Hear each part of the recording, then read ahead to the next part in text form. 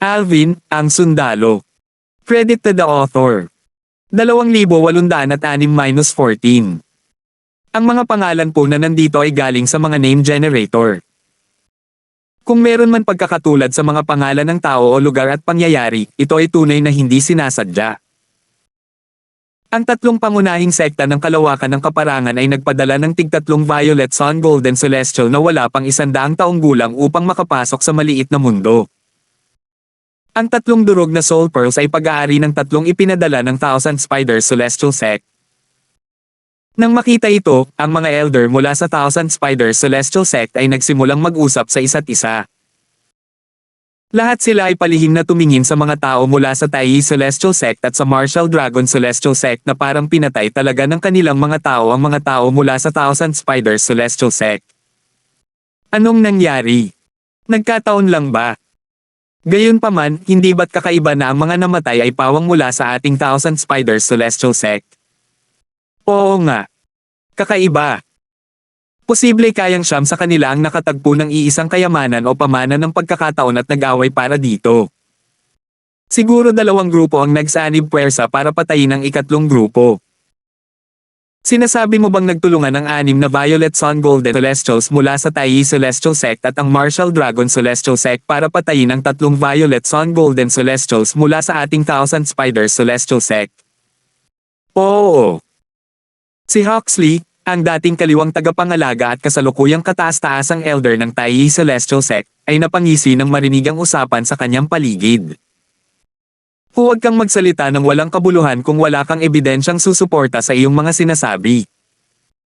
Tutal, posibleng ang 3 mula sa Thousand Spiders Celestial Sect ay sadyang malas na namatay ng sabay-sabay. Natahimik ang mga elder mula sa Thousand Spiders Celestial Sect, hindi mapabulaanan ang mga sinabi ni Huxley. Kung tutusin, wala talaga silang ebidensyang sumusuporta sa kanilang mga sinabi. Tahimik na lumipas ang oras. Sa isang kisap mata, kalahating buwan na ang lumipas. Sa nakalipas na 15 araw, inaasahan na ng mga elder mula sa Thousand Spiders Celestial Sect ang pagkamatay ng mga Violet Sun Golden Celestial na wala pang 100 taong gulang mula sa Tai Celestial Sect at sa Martial Dragon Celestial Sect. Isang dagok para sa kanila na buhay pa ang 6 na batang powerhouse mula sa 2 pang sekta. Tutal, mas matagal silang nanatili roon, kasama ang katotohanang sila ang unang ipinadala, ay nagbigay sa kanila ng kalamangan. Maaaring nakahanap na ng ilang kayamanan ang mga batang powerhouse ngayon. Posible pa nga na nakahanap na sila ng King Grade Celestial Weapon. Sus Mariosep. Buhay pa ang 6 na Violet Sun Golden Celestials mula sa Tai Celestial Sect at sa Martial Dragon Celestial Sect na una nating pinapunta. Mahigit 1.5 buwan na sila roon, sigurado akong marami na silang natagpo ang kayamanan. Iniisip ko kung mayroon ba sa kanila ang nakahanap ng King Grade Celestial Weapon. Isang King Grade Celestial Weapon. Imposible.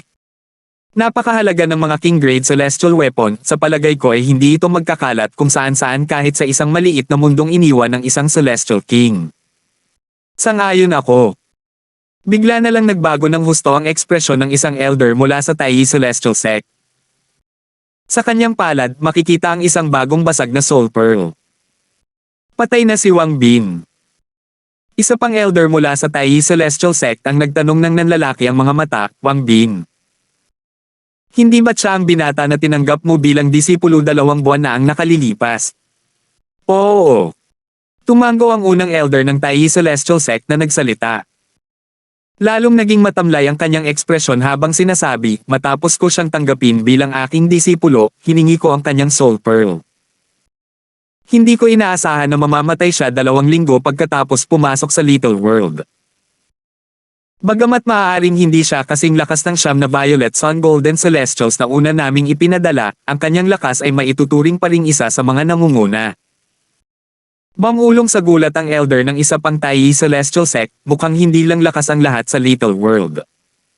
Mahalaga rin ang swerte. Tutal, marami pang mas mahina kaysa kay Wang Bing na buhay pa. Sa oras na ito, may sumagot mula sa Martial Dragon Celestial Sect, hindi naman talaga totoo yan. Tutal, wala naman tayong lahat ng Soul Pearls ng Violet Sun Golden Celestials na pumasok kalaunan.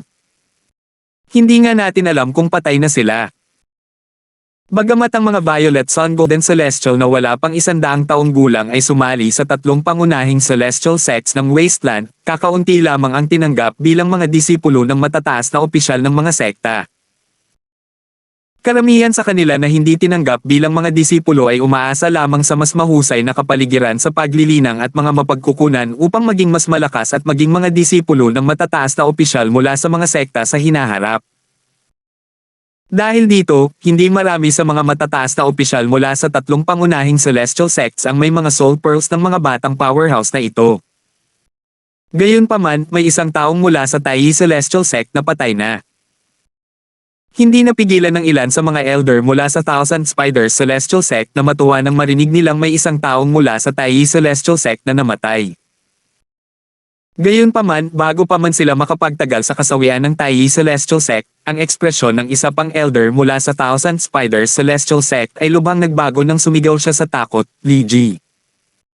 Isang nabasag na soul pearl ang nakita rin sa kanyang palad. Malinaw na disipulo niya si Li Ji. Li Ji. Li Ji. Hindi ba't si Li Ji ay nasa ika-11 sa mga Violet Sun Golden Celestial sa Wasteland Grand Contest? Malakas siya, pero namatay din siya. Mas malakas si Li Ji kaysa kay Wang Bin. Hindi ko inaasahan ito. Mas mapanganib ang maliit na mundo kaysa sa inaakala.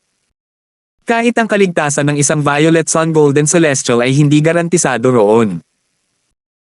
Sa isa na namang pagkamatay ng isang Violet Sun Golden Celestial, ang ekspresyon ng mga matataas na opisyal mula sa tatlong pangunahing celestial sects ng Wasteland ay naging malungkot.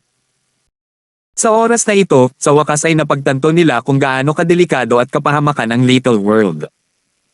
Lumipas ang isa pang 15 araw. Para sa mga nasa Devata Realms, ang pagkakataong ito ay lumipas sa isang kisap-mata lamang. Sa nakalipas na 15 araw, ang tatlong pangunahing celestial sects ng Wasteland ay nawalan ng mas maraming Violet Sun Golden Celestials. Gayunpaman, ang 6 sa 9 na Violet Sun Golden Celestials na unang ipinadala ay buhay pa rin. Lahat ay susulyap sa 6 na natitirang soul pearls na nakalutang pa rin sa hangin paminsan-minsan. Bigla. Pumutok. Isang malinaw na tunog ang umalangaw-ngaw sa hangin, dahilan para manginig ang lahat ng taong naruroon bago sila sabay-sabay na tumingin sa mga soul pearl. Isang soul pearl ang nabasag. Isa yan sa mga taga-Martial Dragon Celestial Sect. Bago pa may ibang masabi. Bang! Bang! Bang! Bangwan! 4 na malutong na tunog ng pagkalabog ang muling umalangaw-ngaw sa hangin. Ang mga soul pearl ng isa pang Violet Sun Golden Celestial mula sa Martial Dragon Celestial Sect at 3 Violet Sun Golden Celestial mula sa Tai Celestial Sect ay nabasag na. Sa kasalukuyan, sa 9 na taong unang ipinadala sa Little World, isa na lamang ang buhay pa na mula sa Martial Dragon Celestial Sect. Anong nangyayari? Lahat ng mula sa Martial Dragon Celestial Sect, maliban kay Kaden, ang pinuno ng sect, ay mukhang natakot. Sa puntong ito, bukod sa mga Violet Sun Golden Celestial na wala silang soul pearls, lahat ng Violet Sun Golden Celestial na ipinadala nila sa Little World maliban sa isa ay patay na. Ang tanging natitirang soul pearl ay kay Walter, ang Violet Sun Golden Celestial mula sa Soaring Dragon Celestial Kingdom. Sabi ni Huxley, ang dating kaliwang tagapangalaga at kasalukuyang Supreme Elder ng Tai Celestial Sect. Nawala ng kontrol ang mga tao mula sa Tai Celestial Sect. Patay na ang lahat ng Violet Sun Golden Celestials na ipinadala nila sa Little World. Sa kabilang banda, ang Martial Dragon Celestial Sect ay mayroon pa ring isang Violet Sun Golden Celestial.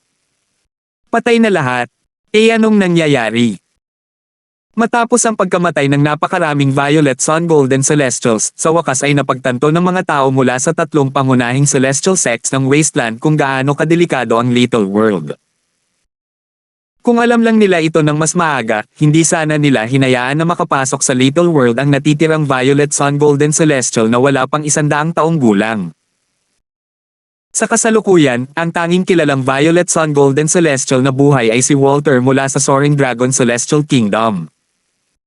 Sa palagay ko, ang iba pang mga Violet Sun Golden Celestial na wala tayong Soul Pearl ay malamang napatay na rin. Sang-ayon ako.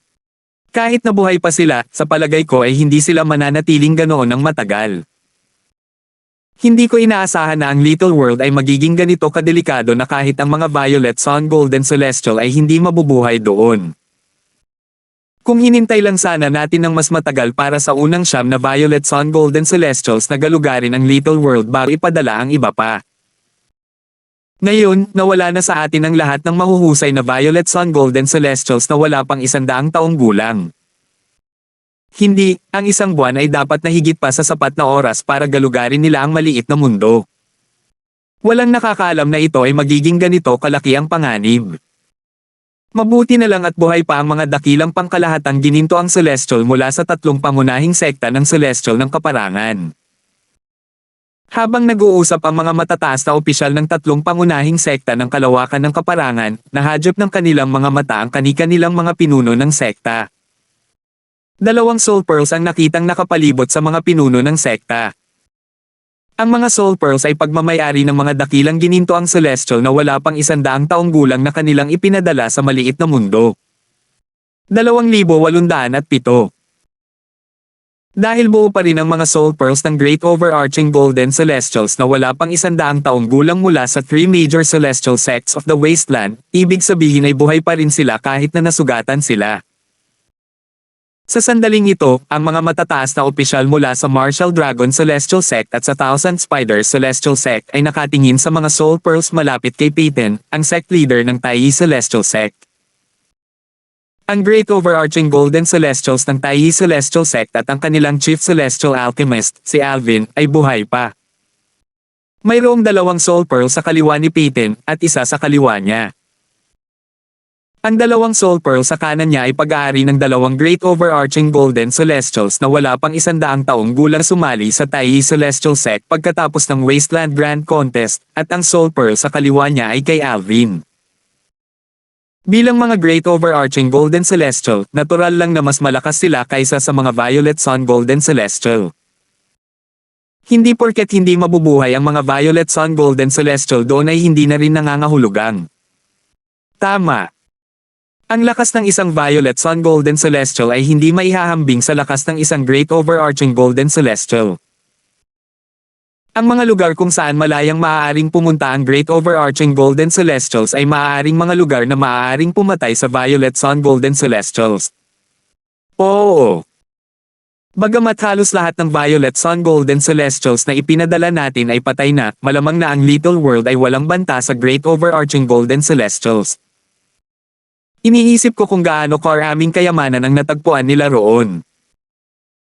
Matapos mapait na tanggapin ang katotohanan na halos lahat ng Violet Sun Golden Celestials na pumasok sa Little World ay patay na, ang mga matataas na opisyal ng 3 pangunahing celestial sects ng Wasteland ay nagsimulang umasa sa ani ng Great Overarching Golden Celestials sa Little World. Sa sandaling ito, inilagay nila ang lahat ng kanilang pag-asa sa Great Overarching Golden Celestials. Sa loob ng maliit na mundo, ang katahimikan ng isang bulubundukin ay nasira ng isang pagsabog. Nagliyab ang mga apoy sa lahat ng dako na parang mga bulkan ang mga bundok. Ang dating berdeng bundok ay nasunog.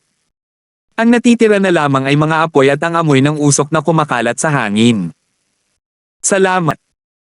Sa itaas ng nagliliyab na pulang hanay ng bundok, isang walang ekspresyong binata na nakaitim ang nagpasalamat sa isang magandang babae. Bahid ng nag-iisang takot ang makikita sa kanyang mga mata sa sandaling ito. Ang babae ay nakasuot ng manipis na puting damit. Ang kanyang mukha ay tila personal na hinudyas ng Diyos mismo. Bawat lalaki ay mabibighani sa kanya sa unang tingin pa lamang nila sa kanya.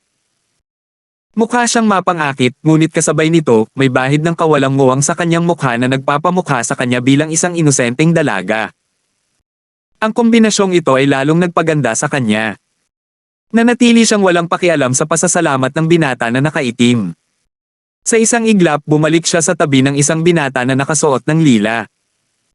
Huwag mo akong pasalamatan. Kung kailangan mong pasalamatan ang isang tao, pasalamatan mo si Brother Alvin. Siya ang humiling sa akin na iligtas ka. Nang marinig ang mga salita ng babaeng nakasuot ng puting damit, inilipat ng binata ang kanyang tingin sa binata na nakasuot ng lila. Bahid ng pasasalamat at determinasyon ang makikita sa kanyang mga mata sa kabila ng blankong ekspresyon sa kanyang mukha nang sabihin niya, Alvin, may utang na loob ako sa iyo. Kung ako, si Walter, ay makakaligtas dito, tiyak na babayaran kita. Pagkatapos niyang magsalita, naghanda na siyang umalis nang hindi na hinihintay ang tugon ng binata na nakasuot ng lila. Ang binata na nakasuot ng lila ay walang iba kundi si Alvin.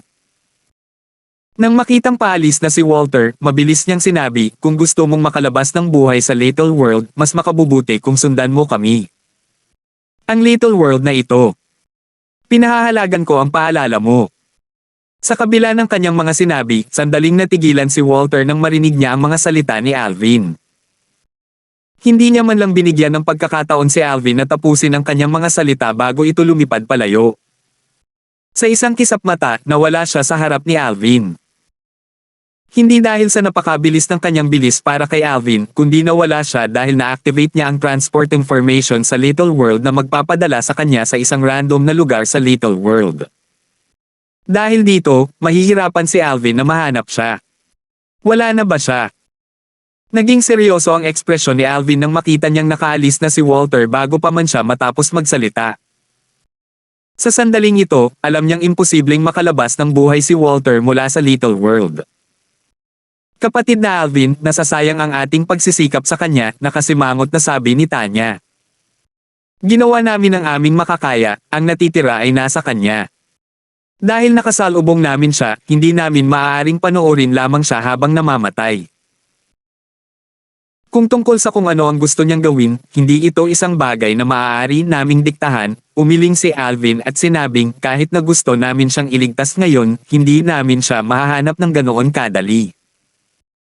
Dumating sina Alvin at Tanya nang sandaling pumutok ang kabundukan. Nakita nila si Walter at ang iba pang 5 Violet Sun Golden Celestials na nasa panganib. Gayunpaman, medyo huli na ang kanilang pagdating. Hindi nila nailigtas ang iba pang 5 Violet Sun Golden Celestials. Si Walter na nakatayo malapit sa kanila lamang ang kanilang nailigtas. Ang iba pang 5 ay nilamon ng apoy. Ang apoy ay may lakas na parang isang dilaw ranggong Great Overarching Golden Celestial. Kaya naman, imposibleng ipagtanggol ito ni Walter at ng 5 Violet Sun Golden Celestials. Inakala ni Alvin na susundan siya ni Walter at si Tanya matapos nila siyang iligtas. Kung ganoon, magkakaroon ng pagkakataon si Walter na makaalis ng buhay sa lugar na ito. Bagamat hindi niya lubos na kilala si Walter, walang puot sa pagitan nila. Dahil nagkita-kita sila, handa siyang tulungan si Walter na makaalis ng buhay sa lugar na ito. Sino ang mag-aakala na aalis si Walter bago pa niya maibunyag ang mahahalagang impormasyon tungkol sa maliit na mundo? Tumanggaw si Tanya matapos marinig ang mga sinabi ni Alvin. Gayunpaman, hindi sigurado kung naiintindihan niya ang mga sinabi nito. Di nagtagal, pinaandar ni na Alvin at Tanya ang transport information at umalis din.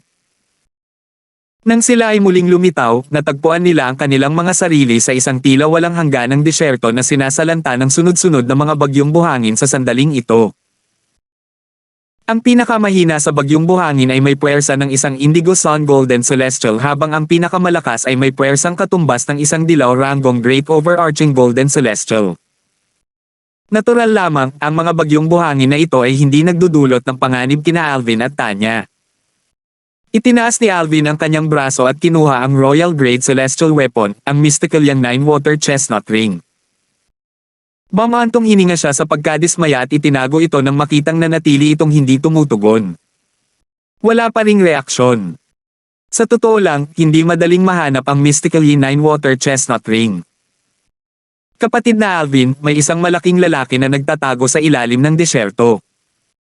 Umalangaw-ngaw ang boses ni Tanya sa hangin nang itinago ni Alvin ang Mystical Yang 9 Water Chestnut Ring. Isang malaking tao. Bahagyang nagulat si Alvin. Swoosh! Swoosh! Isang malamig na bugzo ng hangin ang umihip habang umaatake si Tanya. Para bang may libu-libong dragon na yelo na sumusugod bago pa man sila tumusok sa lupa. Natahimik ang disyerto. Pagkatapos ng 3 paghinga, nagsimulang lumindol at dumagundong ang lupa. Nakita ni Alvin ang buhangin na gumagalaw sa ilalim niya na parang may malakas na lindol. Kasabay nito, isang galit na alulong ang umalangaw-ngaw sa hangin mula sa ilalim ng disyerto. Nandito na, sabi ni Tanya. Nakatuon ang kanyang mga mata sa yumayanig na lupa. Kapatid na Alvin, mag-ingat ka. Ang malaking lalaki ay may lakas na parang isang great overarching golden celestial na may ranggong lupa tulad mo. Earth rank great overarching golden celestial. Nagliwanag ang mga mata ni Alvin nang marinig niya ang mga salita ni Tanya. Hanggang ngayon, ang pinakamalakas na kalaban na kanilang kakaharapin ay maihahambing lamang sa isang yellow rank great overarching golden celestial. Madali para sa kanya na harapin ang ganoong kalaban ng hindi man lang pinagpapawisan. Boom! Biglang dumagundong sa hangin ang sunod-sunod na malalakas na ingay. Para bang may isang higanteng naglalakad. Nakita ni Alvin ang isang higanteng taong bato na tila gawa sa itim at may kintab na mga bato. Pula ang mga mata nito. May bahid ng katalinuhan na makikita sa mga mata nito na para bang may kamalayan ito sa kabila ng hitsura nito. Umungol. Umungol ang lalaking bato habang tumangalaki na Alvin at Tanya na nakalutang sa kalangitan. 2,808. Bang! Matapos umungol ng galit, ang taong bato ay lumipad pataas sa kalangitan, hinahalo ang buhangin at maliliit na bato na kasunod nito. Mukhang lubhang nakakatakot ito. Itinaas nito ang kanang kamay bago iwinaksi ito pasulong. Whoosh! Swoosh! Ang celestial origin energy ng taong bato ay biglang sumulpat na parang galit na dragon patungo kay Alvin na nagdulot ng kaguluhan sa hangin. Ang isang tila casual na suntok mula sa taong batong ito ay katumbas ng atake ng isang great overarching golden celestial na may ranggong lupa. Bukod dito, naglalaman ito ng lalim ng isang celestial method at divine abilities. Ang maliit na mundong ito na iniwan ng isang celestial king ay talagang kahanga-hanga. Nang makita ang lakas ng taong bato, hindi ito pinangahas ni Alvin na baliwalain. Ang kanyang celestial origin energy ay sumulpat habang ginagamit niya ang kanyang divine abilities at ang pinakamataas na yugto ng Supreme Sword Dao Mental Cultivation Method, ang Sovereign Heart Sword. Ipinagtanggol niya ang kanyang sarili laban sa suntok ng taong bato sa pamamagitan ng pagbuo ng isang espada gamit ang kanyang celestial origin energy. Swoosh! Swoosh! Ang celestial origin energy ni Alvin ay bumuo ng isang sword formation at ito ay bumagsak na parang ulan ng mga espada. Lumapag ito sa kanang kamay ng lalaking bato na parang sinusubukan itong pigilan. Base sa lakas nito, dapat ay kaya ko itong talunin nang hindi ginagamit ang aking celestial weapon. Walang pakialam na naisip ni Alvin sa sarili habang pinapanood ang kanyang sword formation na lumapag sa kanang kamay ng taong bato. Gayunpaman, sa sandaling ito, isang nakakagulat na eksena ang lumitaw sa harap ni Alvin. Isang nakasisilaw na turkesang liwanag ang nagsimulang sumikat mula sa kanang kamay ng lalaking bato at sumanib sa celestial origin energy nito bago ito nagpakawala ng mas malakas na atake. Ang atake ay mas malakas pa kaysa sa atake ni Alvin. Dog dog. Dog dog. Dog dog. Matapos sumanib ang turkesang enerhiya sa celestial origin energy ng taong bato, ang lakas nito ay tumaas ng napakalakas sa isang nakakatakot na antas. Habang lumalaganap ang atake nito, madali nitong napawalang bisa ang sword formation ni Alvin at nagpatuloy patungo kay Alvin ng walang hadlang. Bahala ka! Nang makita ni Alvin na nadurage na ang kanyang sword formation, napagtanto niya na hindi pala siya naging pabaya. Malaki ang ipinagbago ng kanyang ekspresyon. Gayunpaman, huli na para gamitin ang Devata Artifact, ang 7 Orifices Exquisite Sword, ngayon. Wala siyang oras para itaboy ang atake ng taong bato. Naging pabaya ako. Mamantong hininga si Alvin sa loob-loob, binabaliwala ang ideya ng paggamit ng 7 butas na mahusay na espada. Gayunpaman, tila hindi siya nag-aalala o nababalisa dahil alam niyang wala siya sa anumang panganib. Kapatid na Alvin. Sigaw ni Tanya nang magsimulang lumabas ang nagyayelong enerhiya mula sa kanyang katawan. Para siyang reyna ng yelo sa sandaling ito. Maraming sinag ng espada na nabuo mula sa yelo ang hamabi at naging parang sapot at tinangkilik si Alvin. Bang! Marahas na naduraj ang kanang braso ng taong bato sa sapot ng espada, ngunit bahagya lamang itong nanginag. Sa sumunod na sandali, ang sapot ng espada ay nagliwanag na may asul na liwanag na lalong tumindi habang lumilipas ang panahon. Sa wakas, nalampasan nito ang liwanag ng turkesang liwanag at natabunan ng turkesang liwanag. Dog dog. Dog dog. Dog dog. Isang sunod-sunod na ingay na parang lindol ang umalangaw-ngaw sa hangin. Nawala ang asul na liwanag at inilantad ang taong bato na hiniwa sa libu-libong piraso. Habang nagkakadurog ang mga itim na bato, makikita ang laman at dugo sa ilalim ng mga ito. Tila ang taong bato ay hindi ganap na gawa sa bato. Sa ilalim ng mga itim na bato, malinaw na ito ay gawa sa laman at dugo. Libu-libong piraso ng karne at bituka ang lumipad sa ere bago lumapag sa lupa. Isang bagzo ng hangin ang dumaan, hinalo ang buhangin. Hindi nagtagal at sila ay natahimik at nanambalik ang kapayapaan. Sa sandaling ito, ang atensyon ni na Alvin at Tanya ay nakatuon sa lugar kung saan nakatayo kanina ang lalaking bato. Isang mahabang letigo na kulay turkesa ang lumulutang sa hangin. Tila lumalabo ang liwanag nito sa bawat minutong lumilipez. Sa loob lamang ng ilang sandali, tila naglaho ang liwanag tungo sa mahabang letigo bago nagsimulang bumagsak mula sa hangin ang mahabang letigo. Whoosh! Swoosh! Ginamit ni Tanya ang kanyang enerhiya upang hilahin ang mahabang letigo patungo kay Alvin. Kapatid na Alvin. Dapat itong isang celestial na armas, hindi ba? Hinawakan ni Alvin ang mahabang letigo at pinag-aralan ito. Mga 3 metro ang haba nito at malamig sa paghawak. Hindi niya alam kung ano ang laman nito. Gayunpaman, hindi nito napigilan siyang maramdaman ang aura nito. Tunay nga. Isa itong celestial weapon. Bukod pa rito, isa itong king grade celestial weapon.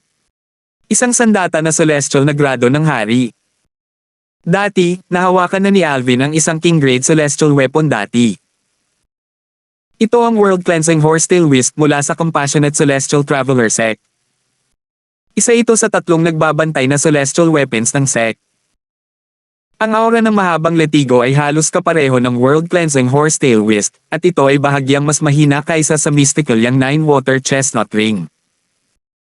Batay dito, natitiyak ni Alvin na ang mahabang letigo ay isang king grade celestial weapon.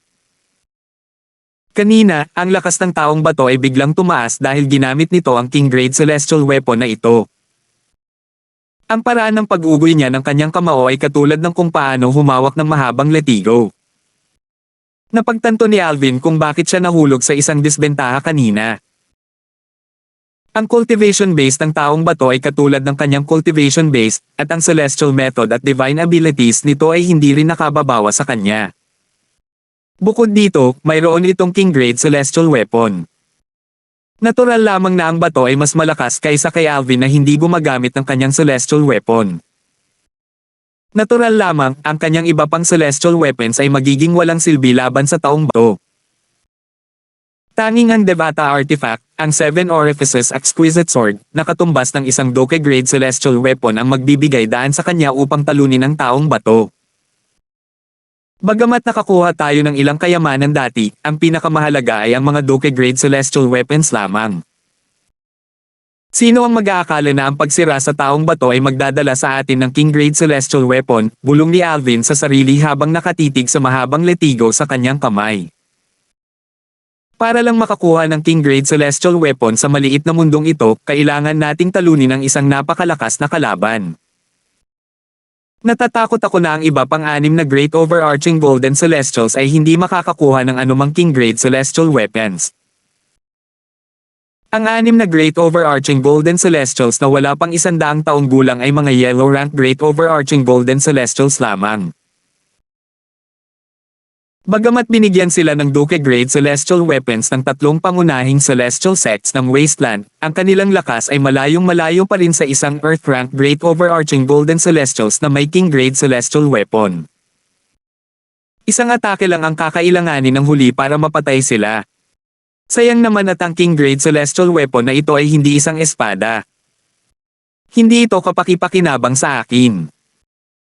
Kung ikukumpara, ang Doke-grade Celestial Weapon na kasalukuyan kong ginagamit, ang 7 Orifices Exquisite Sword, ay mas kapaki-pakinabang sa akin.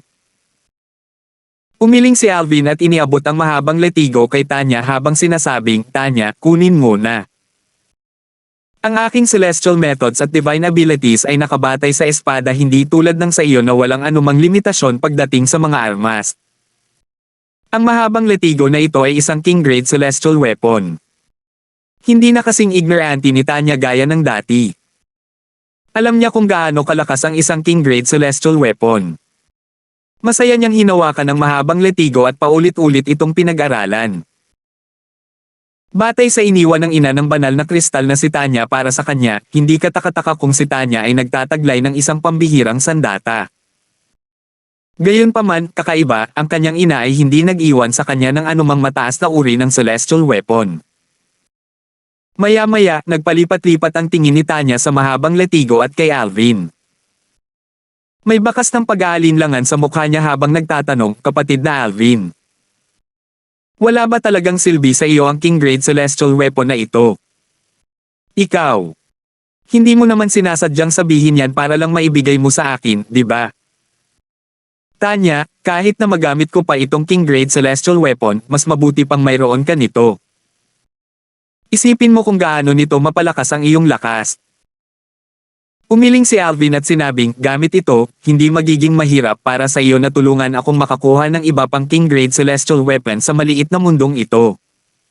Sige. Tiyak na tutulungan ni Tanya si Brother Alvin na makakuha ng king grade celestial sword. Masiglang sabi ni Tanya habang nagliliwanag ang kanyang mga mata. Sa isang kisap mata lamang, 6 na buwan na ang lumipas simula noong araw na unang pumasok sa Little World sina Walter at ang 8 Violet Sun Golden Celestials. Isang malinaw na ingay ang umalangaw-ngaw malapit sa pasukan ng Little World na nakakuha ng atensyon ng lahat ng matataas na opisyal sa 3 pangunahing celestial sects ng Wasteland. Isa na namang soul pearl ang nabasag. Iyan ba ang perlas ng kaluluwa ni Walter? Karamihan sa kanila, kabilang ang mga mula sa Martial Dragon Celestial Sect, ay inakala na ang soul pearl na nabasag ay kay Walter. Nabigla sila nang mapagtanto nilang buo ang soul pearl ni Walter. Buo pa ba ang soul pearl ni Walter? Paano nangyari yun? Kung ayos lang ang soul pearl niya, kaninong? Gulat at hindi makapaniwala ang bumalot sa kanilang mga mata habang inililipat nila ang kanilang tingin sa 6 na soul pearls malapit sa mga pinuno ng sect ng 3 pangunahing celestial sects ng Wasteland. Ang mga soul pearls ay pagmamayari ng 6 na great overarching golden celestials na wala pang 100 taong gulang na kanilang ipinadala sa Little World. Sa sandaling ito, malinaw nilang nakita na ang isa sa 6 na soul pearls ay nabasag. 2,800. Si Shufang pala. Patay na si Shufang. Isa siya sa pinakamalakas sa 6 na great overarching golden celestials na ipinadala natin. Paano siya namatay?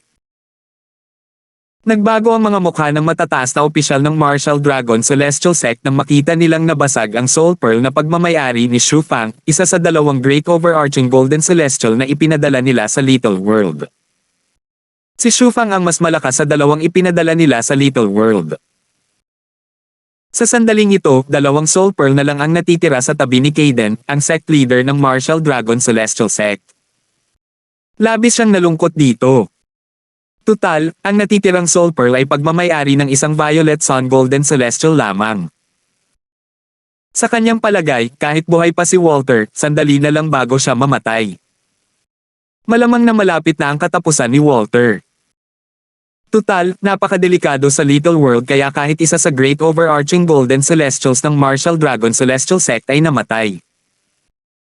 Lalo na ang pagkuha ng mga kayamanan, magiging isang himala kung si Walter, isang Violet Sun Golden Celestial, ay makakalabas ng Little World ng buhay. Bagamat wala pang namatay sa Great Overarching Golden Celestial na mas bata sa edad na 100 mula sa Tai Celestial Sect at Thousand Spiders Celestial Sect, sila ay nabalisa nang matuklasan nilang si Shufang, ang Great Overarching Golden Celestial mula sa Martial Dragon Celestial Sect, ay namatay. Kahit isang dakilang pangkalahatang gininto ang Celestial ay namatay doon. Si Shufang ang mas malakas sa 2 dakilang pangkalahatang gininto ang Celestial na ipinadala roon ng Martial Dragon Celestial Sect. Pati si Shufang ay namatay na. Hindi ba't nangangahulugan ito na ang iba pang Great Overarching Golden Celestials ay nasa panganib din? Maraming matataas na opisyal mula sa tatlong pangunahing sekta ng kalawakan ng kaparangan ang may opinyon na ang maliit na mundo ay isang patibong. Ang maliit na mundong ito na iniwan ng isang hari sa langit ay mapanganib sa mga dakilang pangunahing gininto ang celestial. Bakit naman gagawin ng hari sa langit ang maliit na mundong ito? Isa lamang ba itong patibong? Mayroon din akong parehong hinala.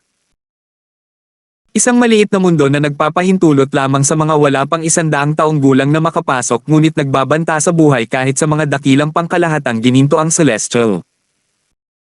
Kung hindi ito isang patibong, ang hari ng celestial ay tiyak na may kakaibang sense of humor. Kung alam lang sana natin ito, hinayaan na lang sana natin ang maliit na mundong ito. Bakit pa tayo maghahanap sa iba't ibang lugar sa kaparangan para lang makahanap ng malalakas na kapangyarihan na wala pang 100 taong gulang? Maaaring hindi iyan totoo, sabi ng isang elder mula sa Thousand Spiders Celestial Sect, bagamat namatay ang isang Great Overarching Golden Celestial, posible na nakatagpo siya ng isang napakalaking balakid. Kung ang iba pang Great Overarching Golden Celestials ay hindi makakatagpo ng isang napakalaking balakid, may malaking posibilidad na sila ay mabubuhay. Mga balakid na hindi malalampasan. May ilang hari sa langit na gustong mag-iwan ng mga balakid na hindi malalampasan sa maliit na mundong nilikha nila. Bukod sa lakas, malaki rin ang papel ng swerte. Kung ganoon nga, may posibilidad na mabuhay ang iba kahit patay na si Shufang. Nang marinig ang mga salita ng matanda mula sa Thousand Spiders Celestial Sect, maraming matataas na opisyal ng tatlong pangunahing celestial sects ng Wasteland ang hindi gaanong nababahala, at ang kanilang mga mata ay nagliwanag sa pag-asa. Sa sandaling ito, si Peyton, ang pinuno ng sekta ng Taiyi Celestial Sect, ay nagpadala ng voice transmission kay Huxley, ang kataas-taasang elder ng Taiyi Celestial Sect. Alam mo ba kung saan nagpunta si Miss Tanya? Umaasa ako na mahahanap o makokontak siya ni Chief Celestial Alchemist Darphil paglabas niya. Kung hindi, paano natin ipapaliwanag ang ating mga sarili? Pinuno ng sekta, baka pumunta na si Miss Tanya sa Taiyi City. Hula ni Huxley. Taiyi City. Posible yan. Uutusan ko ang mga taong pinapunto ko sa estate ng sekta na hanapin din siya sa Taiyi City. Hindi nagaksaya ng oras si Peyton at inutusan ng isang elder ng Taiyi Celestial Sect na hanapin si Tanya. Umalis ang elder mula sa Taiyi Celestial Sect pagkatapos matanggap ang kanyang mga tagubilin. Dahil sa pagkamatay ng isang dakilang pangkalahatang gininto ang Celestial sa maliit na mundo, ang mga matataas na opisyal ng tatlong pangunahing sekta ng Celestial ng kaparangan ay labis na sabik na magpahinga, lalo na ang maglinang. Ang kanilang mga mata ay nakatuon sa natitirang mga perlas ng kaluluwa ng dakilang pangkalahatang gininto ang Celestial. Iniisip kung ang pagkamatay ni Shufang ay isang aksidente lamang o kung ang maliit na mundo ay tunay na nagbabanta sa dakilang pangkalahatang gininto ang Celestial. Lumipas ang isang buwan sa isang kisap mata lamang, ang natitirang 5 soul pearls ay buo pa rin. Lumipas ang 2 buwan, at lumipas ang 3 buwan. Buo pa rin ang mga soul pearls. Sa oras na ito, karamihan sa mga matataas na opisyal mula sa tatlong pangunahing sekta ng langit ng kaparangan ay hindi na gaanong nababalisa. Ngayong lumipas na ang 3 buwan, tila masigurado na sila na ang pagkamatay ni Shufang ay isang aksidente lamang. 3 buwan na ang nakalipas mula nang mamatay si Shufang, ngunit ang natitirang Great Overarching Golden Celestials ay buhay pa rin. Malamang na si Shufang ay sadyang hindi pinalad at nakatagpo ng isang napakalaking balakid. Sang-ayon ako. Kung totoo ito, kung gayon, lahat tayo ay maaaring magpahinga ng kaunti. Maya-maya, ang mga mata ng matataas na opisyal ng tatlong pangunahing sekta ng kalawakan ng kaparangan ay nabaling sa Soul Pearl ni Walter. Natural lang na pinag-usapan nila ito. Nakakagulat talaga na buhay pa si Walter mula sa Martial Dragon Celestial Sect. Napakaswerte niya siguro. Bilang isang Violet Sun Golden Celestial, isang himala na nakaligtas siya ng ganito katagal doon. Posibleng may iba pang mga Violet Sun Golden Celestial na kasing swerte at buhay pa. Tutal, wala tayong mga soul pearls ng lahat ng Violet Sun Golden Celestial na pumasok sa Little World. Sang-ayon ako. Dahil nabawasan na ang karamihan sa kanilang pagkabalisa, nagsimula na silang magpahinga at maglinang. Lumipas ang kalahating buwan. Putok, putok. Dalawang malalakas na tunog ng pagkalabog ang umalingaw-ngaw sa hangin na ikinagulat ng mga matataas na opisyal mula sa tatlong pangunahing celestial sects ng Wasteland. Agad silang lahat na napalingon sa mga soul pearls. Paano ito nangyari? Si Lorraine, ang pinuno ng sect ng Thousand Spiders Celestial Sect, ay napuno ng gulat at hindi makapaniwala. Ang mga soul pearl na nabasag ay ang mga nakapalibot sa kanya. Ang dalawang soul pearl ng dalawang Great Overarching Golden Celestials na wala pang 100 taong gulang mula sa Thousand Spiders Celestial Sect ay sabay na nabasag. Agad na dumilim ang ekspresyon ng mga tao mula sa Thousand Spiders Celestial Sect, kasama na si Yanjun, ang Supreme Elder. Pareho silang namatay. Paano ito posible? Anong nangyari? Paano sila namatay? Si Crystal na nakatayo sa tabi ni Lorraine ay nagulat at naguluhan. Samantala, ang mga tao mula sa Taiyi Celestial Sect at sa Martial Dragon Celestial Sect ay nag-aalalang nagtinginan. 2 tao na naman ang namatay. Higit pa rito, sa pagkakataong ito ay 2 dakilang pangkalahatang gininto ang Celestial. Ang Great Overarching Golden Celestials mula sa Thousand Spiders Celestial Sect ay malamang na magkasamang ginalugad ang Little World. Pareho silang namatay ng sabay. Ganun ba kadelikado ang maliit na mundo? Sa sandaling ito, sigurado silang lubhang mapanganib ang maliit na mundo. Tila ang pagkamatay ni Shufang ay hindi kasing simple ng kanilang inaakala. Sa kaisipang ito, lahat sila ay nagsimulang makaramdam muli ng pag-aalala. Maya-maya, nalipat ang kanilang atensyon sa buo na soul pearl ni Walter, naramdaman nilang lahat na isang himala na buhay pa ito. Sa maliit na mundo. Nagkaroon ng blizzard, at natakpe ng nyebe ang lupa hanggang sa abot ng iyong paningin. Ang mga taluktok ng mga bundok sa malayo ay natatakpan din ng nyebe. Ito ay isang mundo ng yelo at nyebe. Sa sandaling ito, 2 tao ang makikitang lumulutang sa hangin sa ibabaw ng lupang natatakpan ng nyebe. Isang binata na nakasuot ng lila ang may hawak na singsing na kulay pula. Nagniningning ang kanyang mga mata habang sumisigaw, may tugon. Ang binata ay walang iba kundi si Alvin, at ang singsing na nasa kanyang kamay ay ang Royal Grey Celestial Weapon, ang Mystical Yang Nine-Water Chestnut Ring. Kapatid na Alvin. Naramdaman mo na ba ang Mystical Yang Nine-Water Chestnut Ring sa pamamagitan ng Mystical Yang Nine-Water Chestnut Ring? Gaya ng dati, kasama ni Tanya si Alvin na parang anino niya. Sumagot si Alvin, pakiramdam ko ay sinusubukan akong akayin ng Mystical Yang Nine-Water Chestnut Ring sa isang partikular na direksyon. Malamang ay inaakay ako nito papunta sa Mystical Yang Nine-Water Chestnut na ipinahanap sa akin ni Brother Pemberto. Malinaw niyang naramdaman ang Mystical Yang Nine-Water Chestnut Ring na sinusubukang lumipad palabas ng kanyang kamay patungong kanluran. Kaya na. Anita niya nang may nagniningning na mga mata. Sige. Tumanggaw si Alvin habang inaakay niya si Tanya papuntang kanluran. Samantala, sa ibang lugar sa maliit na mundo. Hindi nagbago ang langit simula nang dumating dito si Walter. Ang langit ay palaging pinipinta ng pula na parang palaging nakadikit sa oras ng paglubog ng araw. Ang lupa na puno ng itim at dilaw na mga bato ay pula rin. Flang. Umalangaw-ngaw sa ere ang huni ng isang talam. Isang binata na nakaitim ang makikitang may hawak na pulang dugong espada. 2,810. Nandito na.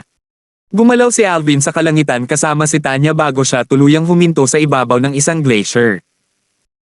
Tiningnan niya ang nagyayelong ibabaw ng lawa sa ilalim ng kanyang mga paa. Gamit ang kanyang banal na kamalayan, natuklasan niya na ang yelo sa ibabaw ng lawa ay mahigit 10 metro ang kapal. Kapatid na Alvin, nasa lawa ang Mystical Yang Nine-Water Chestnut Ring. Sinundan ng mga mata ni Tanya ang direksyon ng tingin ni Alvin at natagpuan ang nagyayelong lawa.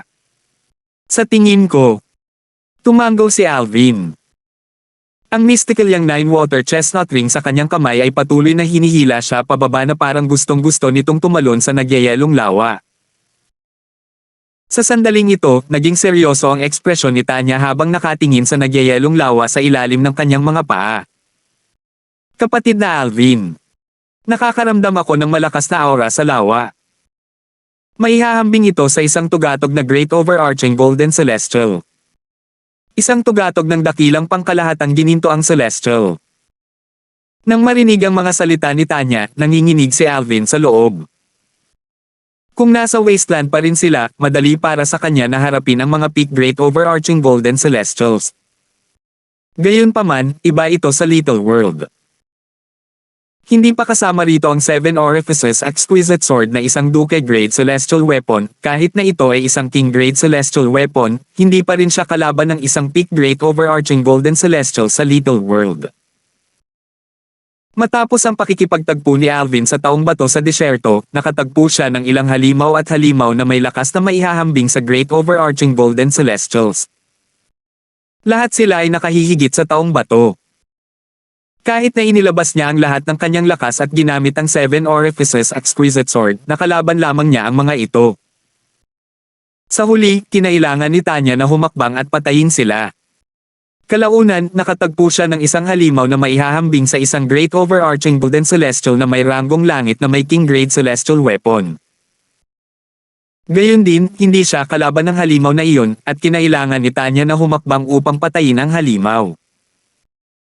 Dahil dito, nang sabihin sa kanya ni Tanya na nakakaramdam siya ng isang pag-iral na maihahambing sa isang peak Great Overarching Golden Celestial sa lawa, hindi na siya nang ahas na gumawa ng aksyon. Tutal, alam niya madali siyang madurage ng bagay sa lawa. Matamang nakatitig si Tanya sa lawa. Paparating na. Pinaikit ni Alvin ang kanyang mga mata habang matamang nakatingin sa lawa. Bang! Isang malakas na ingay ang umalangaw-ngaw mula sa ibaba na sumire sa katahimikan. Pinanood ni Alvin ang mga bitik na nagsimulang lumitaw sa yelo sa ibabaw ng lawa. Kumalat ang mga bitik ng mahigit 10 metro ang layo. Bang! Isa na namang nakabibinging ingay ang umalangaw-ngaw sa hangin. Lalong lumawak ang mga bitik na parang mga ahas. Bang! Sa ikatlong pagkakataon na tumunog ang ingay, ang mga bitik ay umabot na sa halos 1 kilometro ang layo.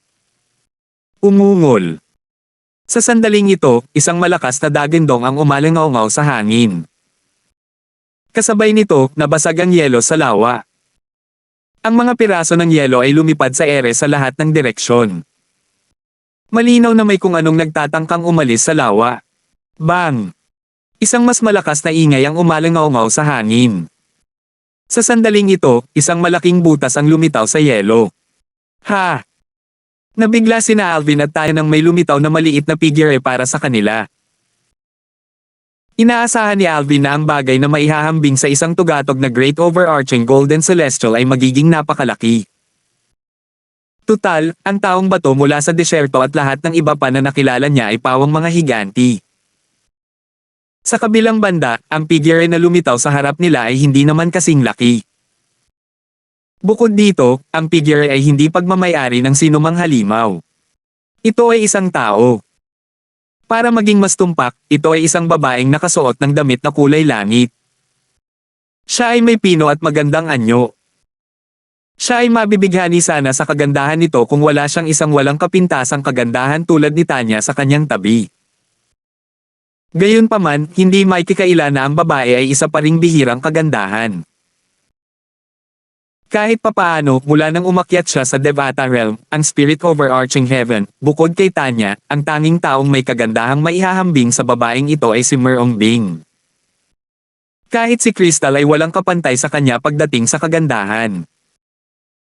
Habang pinag-aaralan ni Alvin ang babaeng nakatayo sa harap niya, umalangaw-ngaw sa kanyang pandinig ang boses ni Tanya. Kapatid na Alvin, iyon ba? Iyon ba ang mystical Yin-9 water chestnut ring na nasa kaliwang kamay niya? Ang mystical na singsing na Yin-9 water chestnut. Nang marinig ito, nagising si Alvin mula sa kanyang pagkatulala. Agad na natuon ang kanyang mga mata sa kaliwang kamay ng babae. Nakita niya ang isang celestial weapon na halos kapareho ng mystical Yang-9 water chestnut ring sa kanyang kamay.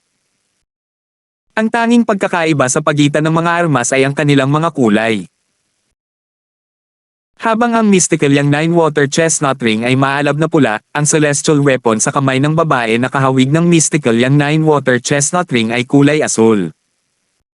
Naglalabas ito ng malamig na aura habang ang mystical yang Nine-Water Chestnut Ring ay naglalabas ng mainit na aura.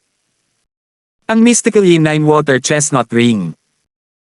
Walang duda si Alvin na hawak ng babae ang Royal Grade Celestial Weapon, ang mystical yang Nine-Water Chestnut Ring. Isa ito sa mga pangunahing dahilan kung bakit siya nakapasok sa Little World, at ito rin ang bagay na iniata sa kanya ni Brother ang misteryosong binata, na hanapin.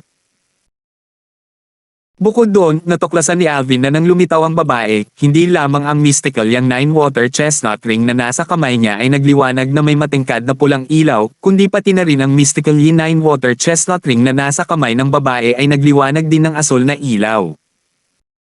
Malinaw na naramdaman ng dalawang singsing ang presensya ng isa't isa at nagre-react sila sa isa't isa. Ang mga mata ni Alvin ay nasa mystical yang Nine-Water Chestnut Ring pa rin nang tumingin ang babae kina Alvin at Tanya. Ang kanyang bahagyang mabangis na tingin ay sa wakas ay napunta kay Alvin bago siya nagtanong bakit mayroon kang mystical yang Nine-Water Chestnut Ring. Ano ang relasyon mo kay Joseph Pemberton? Joseph Pemberton.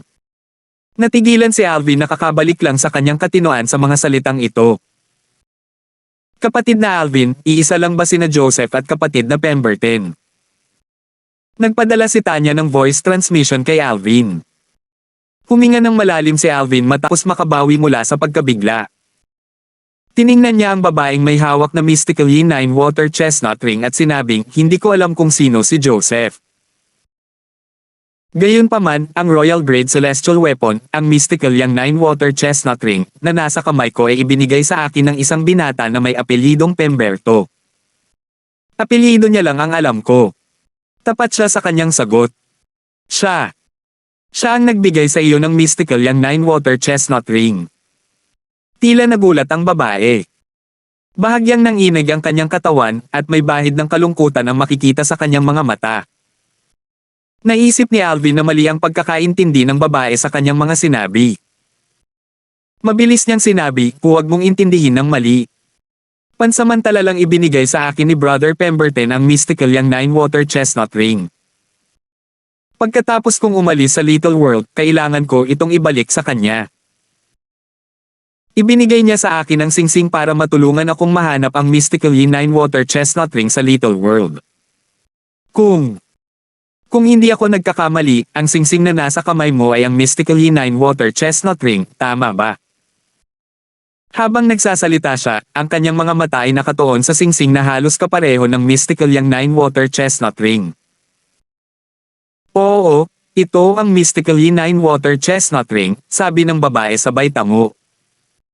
Pagkaraan ng ilang sandali, tumingin siya kay Tanya na nakatayo sa tabi ni Alvin.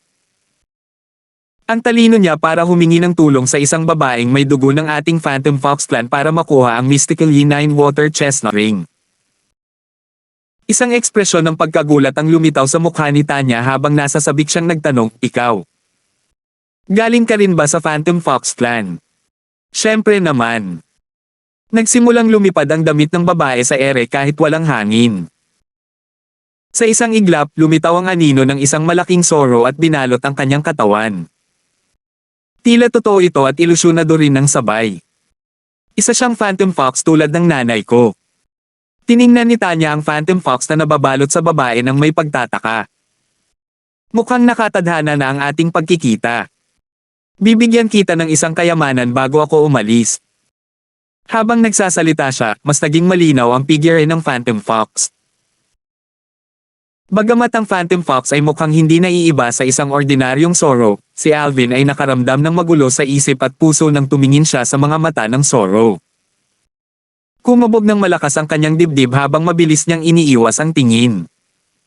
Swoosh! Swoosh! Swoosh! Ang Phantom Fox ay nagpakawala ng banayad na puting liwanag na sumilay patungo kay Tanya. Gayunpaman, sa sandaling dumampi ang liwanag sa kanya, agad itong naitaboy. Kasabay nito, gulat at takot na sabi ng babae, ikaw. Isa ka bang 1,000 Phantom Ice Fox? 2,811. 1,000 Phantom Ice Fox. Isa sa 1,000,000 pambihirang pag-iral sa Phantom Fox Clan. Sa paningin ng Phantom Fox Clan, ang libong Phantom Ice Fox ay isang simbolo at iginagalang. Sila ay napakabihira kaya't halos naging isang alamat na sila. Oo. Sinabi sa akin ng nanay ko na isa akong 1,000 Phantom Ice Fox. Tumanggaw si Tanya. Sino ang nanay mo? Ano ang pangalan niya? Tanong ng babae. Kumunat ang noo ni Tanya at nag-isip sandali bago sinabing ang pangalan niya. Parang, Diana. Diana. Nang marinig ang mga salita ni Anika, nanlaki ang mga mata ng babae. Sabik niyang tinanong, may 2 maliliit na nunal ba sa sulok ng kanang mata ng iyong ina? Tumingin siya kay Tanya nang may pag-asam habang hinihintay ang sagot ni Tanya. Paano mo nalaman yan? Nagulat si Tanya. Tiningnan niya ng mabuti ang babae habang nagtatanong, ikaw. Kilala mo ba ang nanay ko? Pamangkin ko ang nanay mo. Kapatid ko ang tatay niya. Puno ng pananabik ang mga mata ng babae habang nakatingin kay Tanya. Mangulong siya, anak ka ni Diana, di ba?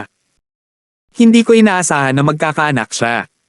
Isa ka pang pambihirang 1,000 Phantom Ice Fox. Ang galing.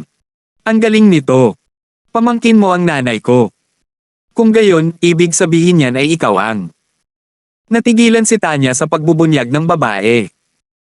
Hindi niya inaasahang makakakilala siya ng isang kamag-anak sa maliit na mundo.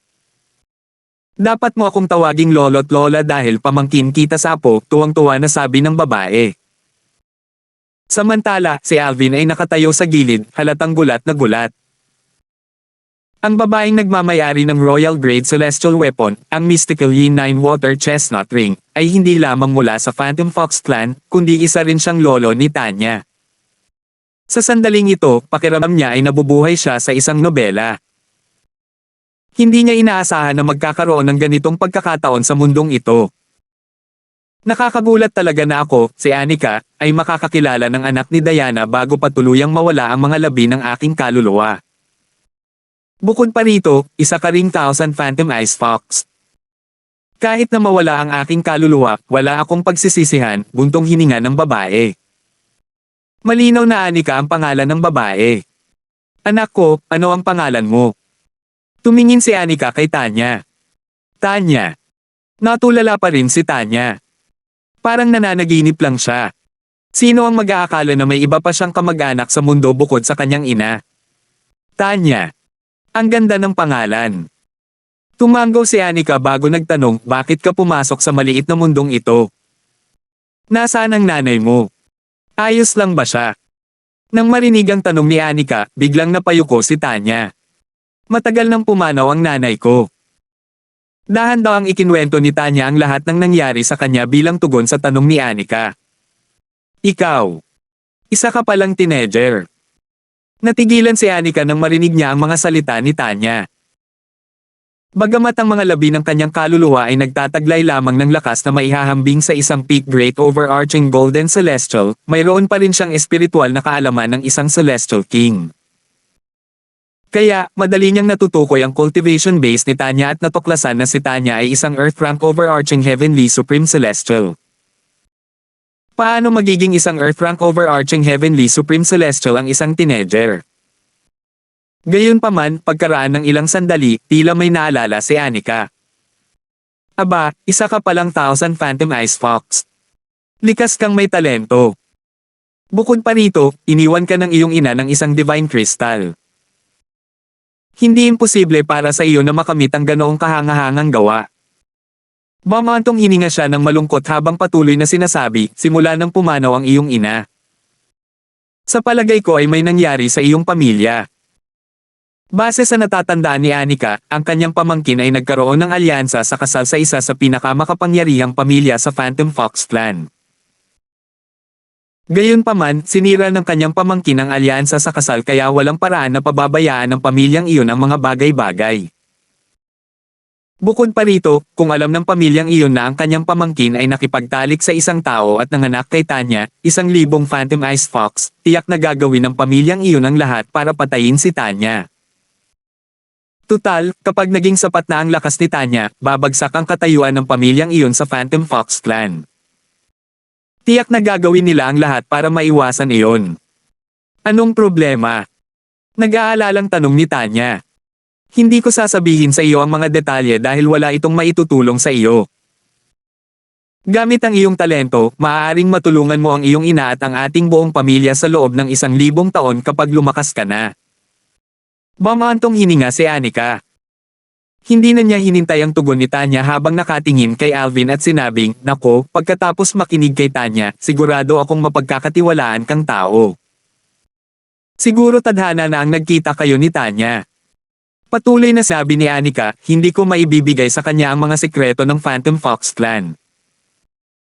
Gayunpaman, dahil si Tanya ay isang 1,000 Phantom Ice Fox at minana ang mga alaala ng 1,000 Phantom Ice Foxes, hindi niya kailangan ang mga sikretong iyon. Tao ka, hindi ko rin masasabi sa iyo ang mga sikreto ng clan. Gayunpaman, maibibigay ko sa iyo ang lahat ng kapangyarihang natitira sa mga labi ng aking kaluluwa. Habang natigil siya sa pagsasalita, nawala rin ang malaking Phantom Fox. Pagkaraan ng ilang sandali, ang kanyang katawan ay naging mas malinaw. Kasabay nito, isang malakas ngunit banayad na puwersa ang lumabas mula sa kanyang katawan at humampas patungo kay Alvin. Naramdaman ni Tanya na walang mali siya ang puwersa kaya hindi siya kumilos. Gayunpaman, biglang nagbago ang ekspresyon ng kanyang mukha. Alam niya ang sinusubukang gawin ni Anika. "Lola, anong ginagawa mo?" "Tanya, matagal na akong patay. Ito na lamang ang mga labi ng aking kaluluwa. Mawawala rin ang mga ito sa kalaunan. Tutulungan ko siya bago pa man sila mawala. Dahil pumanaw na kami ng iyong ina, iiwan kita sa kanyang pangangalaga." Lalong naging malinaw si Anika pagkatapos niyang magsalita. Ang kanyang kapangyarihan ay patuloy na bumuho sa katawan ni Alvin. Kasabay nito, naramdaman ni Alvin ang kumukulong lakas ng kanyang celestial origin energy sa kanyang katawan. Malinaw niyang nararamdaman ang lakas ni Anika na dumadaloy sa kanyang katawan. Umalangaw-ngaw ang boses ni Anika sa tainga ni Alvin. "Tandaan mo ang paraang ito. Dahil sa mga patakaran ng angkan, hindi kita maaaring turuan ng paraan ng paglilinang ng Phantom Fox Clan. Nakuha ko ang paraang ito ng paglilinang, ang Tai Profound Method, nang hindi sinasadya. Ito ay isang paraan ng paglilinang na nasa antas ng hari. Gamit ang iyong talento, madali kang makakalusot at magiging isang Celestial King sa tulong nito." Biglang napasigaw si Anika sa gulat, "Oh! Mayroon kang 79 na Heavenly Veins na parang 1,000 Phantom Ice Fox. Mukhang para kayo ni Tanya sa isa't isa. Kasing talino kanya. Naku, wala na akong masyadong oras. Tandaan mo ito. Bago maging Celestial Emperor si Tanya, huwag mong ipaalam sa Phantom Fox Clan ang tungkol sa kanyang pag-iral." Patuloy na sinabi ni Anika sa seryosong tono, "Tandaan ninyo ang mga sinabi ko.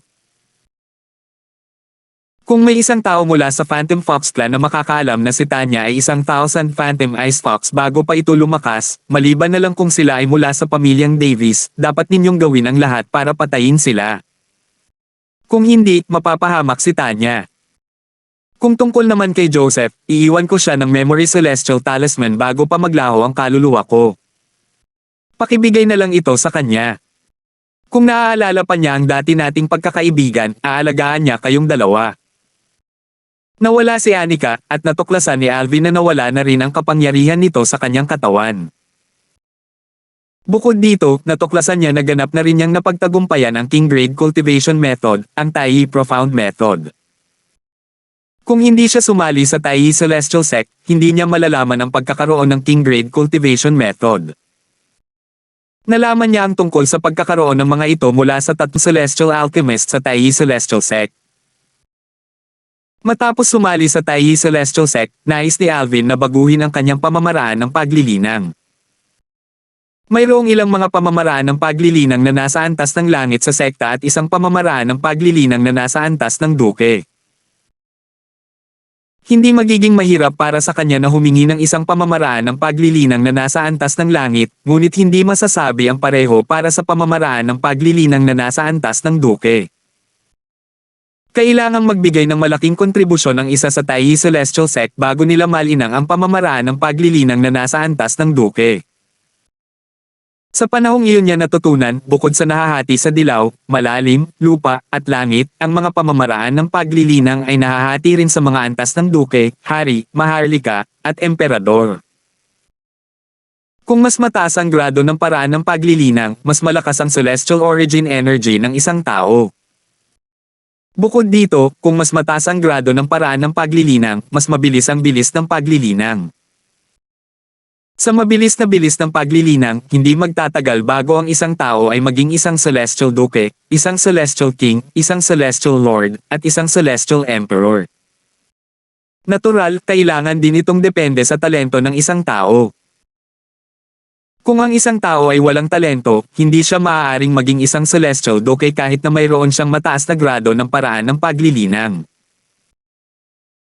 Sa kabilang banda, kung ang isang tao ay may talento, maaari siyang maging isang Celestial Duke, isang Celestial King, isang Celestial Lord, at isang Celestial Emperor kahit na ang isang tao ay naglilinang lamang ng isang paraan ng paglilinang na nasa antas ng langit. Higit sa lahat, kung ikukumpara sa mga paraan ng paglilinang na nasa antas ng Duke, ang mga paraan ng paglilinang na nasa antas ng Hari ay napakabihirang. 2,812. Napakahirap para sa isang hari sa langit na linangin ang isang maharlikang pamamaraan ng paglilinang. Masangkop para sa isang hari sa langit na linangin ang isang maharlikang pamamaraan ng paglilinang.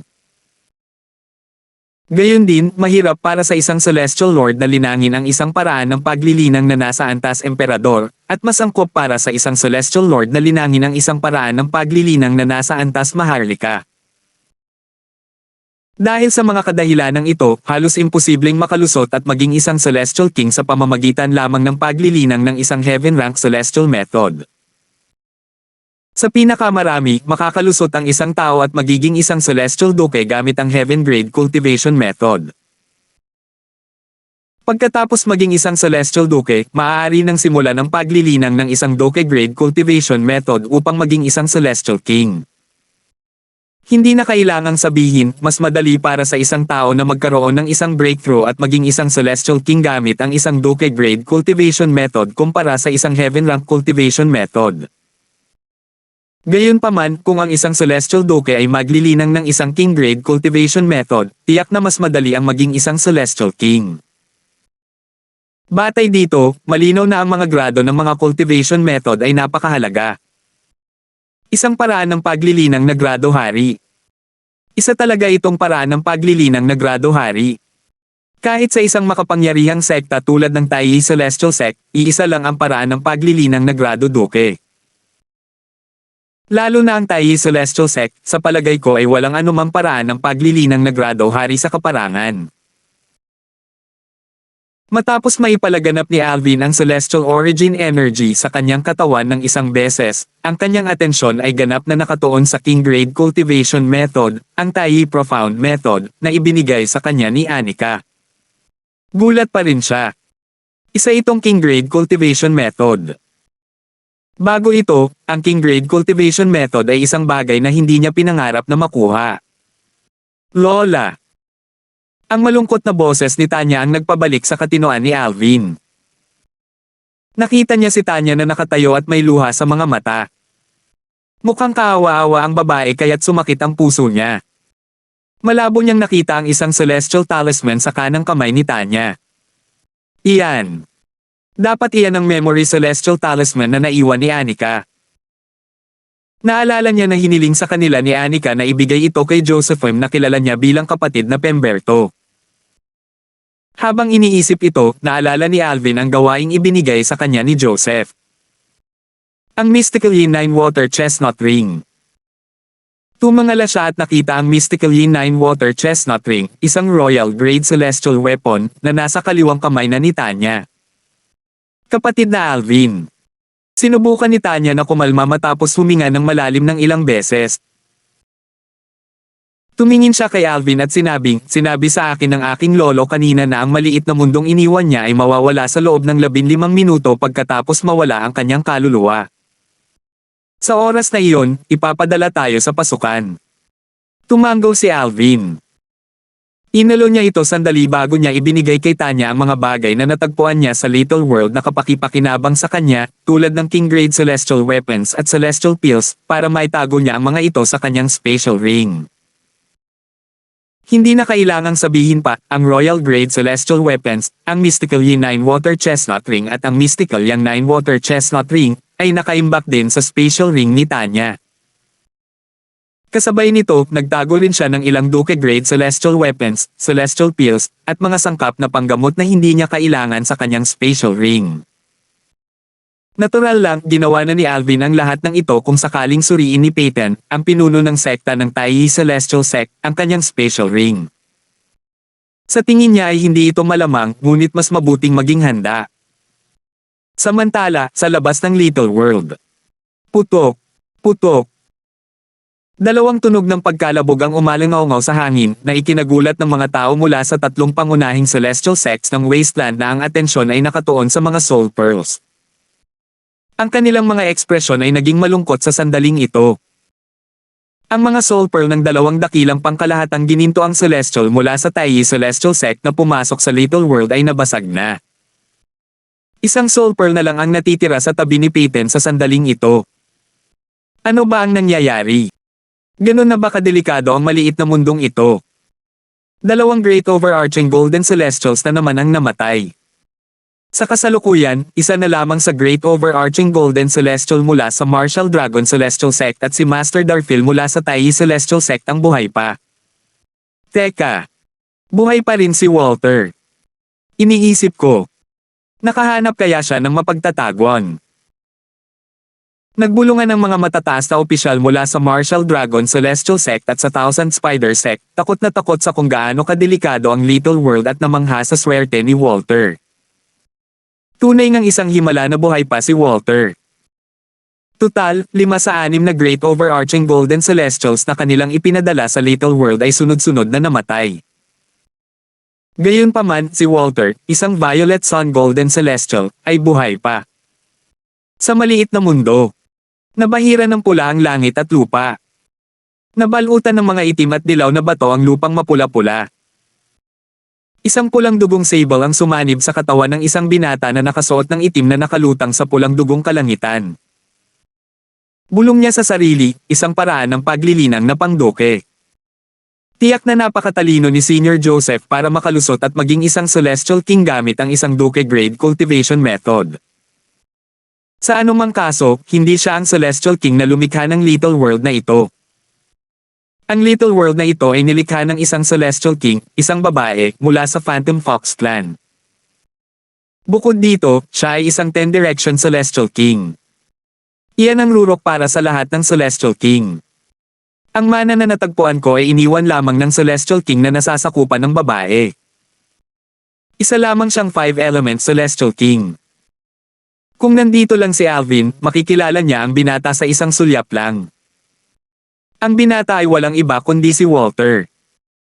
Matapos iligtas ni Tanya si Walter, nakarating siya sa lugar na ito at natagpuan ang mana mula sa isang 5 elementong hari ng Celestia. Hindi lamang niya nakuha ang pamamaraan ng paglilinang ng hari ng Celestia na iyon, kundi nakakuha rin siya ng mga mataas na uri ng pamamaraang Celestia at mga banal na kakayahan mula sa hari ng Celestia na iyon. Bagamat nakuha na niya ang lahat ng kayamanang ito, hindi pa niya ito lubos na nauunawaan o napag-aralan. Kakailanganin niya ng oras upang lubos na maunawaan at mapag-aralan ang mga ito. Kung hindi, hindi niya mailalabas ang kanilang buong potensyal.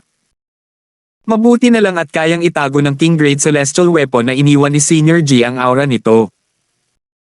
Gamit ang cultivation method, may tatago ko ito sa heavenly veins ng katawan ko. Kung hindi, tiyak na kukumpiskahin ito ng Martial Dragon Celestial Sect. Nakahinga ng maluwag si Walter. Pagdating ni Walter sa lugar na ito, bukod sa pamamaraan ng paglilinang, mga pamamaraang celestial, at mga banal na kakayahan, nakakuha rin siya ng isang King Grade Celestial Weapon. Dahil sa manang iniwan ni Senior G, matagumpay akong nakalusot at naging isang yellow rank na Great Overarching Golden Celestial. Naramdaman niyang gumalaw ang kanyang emosyon nang maramdaman ang pagbuti ng kanyang lakas. Samantala, isa pang tao ang nakaramdam din ng emosyon ng maramdaman ang pagbuti ng kanyang lakas. Ang taong ito ay si Alvin. Ito. Hindi ba't ito ang celestial origin energy ng isang overarching heavenly supreme celestial? Bago umalis si Alvin sa Little World, pinag-aralan niya ang mga pagbabago sa kanyang celestial origin energy. Natuklasan niya na ang kanyang celestial origin energy ay sumailalim sa isang qualitative transformation at ibang-iba na ngayon kumpara dati. Kung ang celestial origin energy sa kanyang katawan noon ay parang bakal, kung gayon, sa kasalukuyan, ang kanyang celestial origin energy ay parang bakal. Ang bakal ay maaari lamang gawing bakal pagkatapos ng may sensinang pagpino.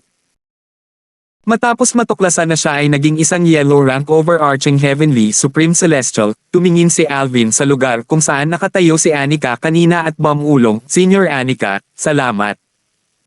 Isang ekspresyon ng pasasalamat ang makikita sa kanyang mukha. Sa kabilang banda, si Tanya na narinig ang pagbanggit ni Alvin kay Anika ay napuno ng kalungkutan. Maya-maya, sinabi ni Alvin kay Tanya, Tanya, malapit nang matapos ang oras. Gamitin mo na ang invisibility talisman. Pagkatapos niyang magsalita, nawala agad si Tanya na parang wala siya roon. Pagkatapos ng 10 paghinga, naramdaman ni Alvin na nagdilim ang kanyang paningin. Nang sa wakas ay iminulat niya ang kanyang mga mata, natuklasan niyang nasa clearing na siya kung saan matatagpuan ang pasukan ng Little World. Natagpuan niya ang 2 pang tao sa tabi niya. May iba pa bang buhay? Medyo nagulat siya. Lalo na't 2 tao, wala siyang inaasahan sinuman, bukod sa kanya at kay Tanya, ang makakaligtas sa Little World. Walter. Mas lalong nagulat si Alvin nang makita niya ang isa sa 2 nakaligtas. Ito ay si Walter, ang taong nakilala niya sa Soaring Dragon Celestial Kingdom at ang taong iniligtas ni Tanya sa Little World. Kinilala rin ni Alvin ang kabilang tao bilang isang great overarching golden celestial na wala pang 100 taong gulang mula sa Martial Dragon Celestial Sect. Samantala, natuklasan ng mga matataas na opisyal mula sa 3 pangunahing sekta ng langit ng kaparangan ang presensya ng mga nakaligtas. Bumalik na sila! Bumalik na sila! Master Darfield! Sigaw ni Peyton. Tila lumiwanag ang kanyang ekspresyon. Dati, medyo nalulungkot pa rin siya sa pagkamatay ng 2 great overarching golden celestials mula sa Taiyi Celestial Sect. Di nagtagal, natuklasan ng mga tao mula sa Taiyi Celestial Sect na nawala na ang maliit na mundo.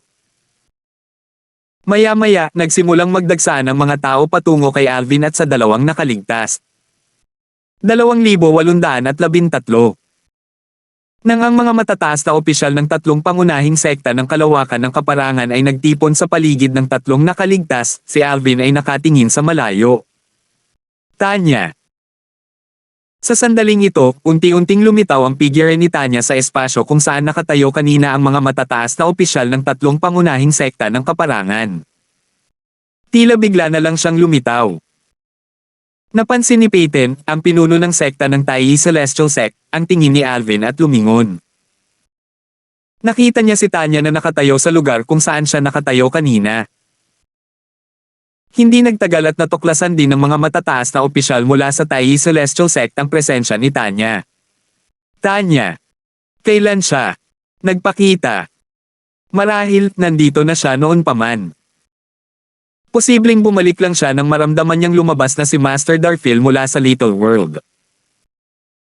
Umiling si Peyton habang iniisip ang sarili, ikala ko bumalik na si Miss Tanya sa Taiyi City.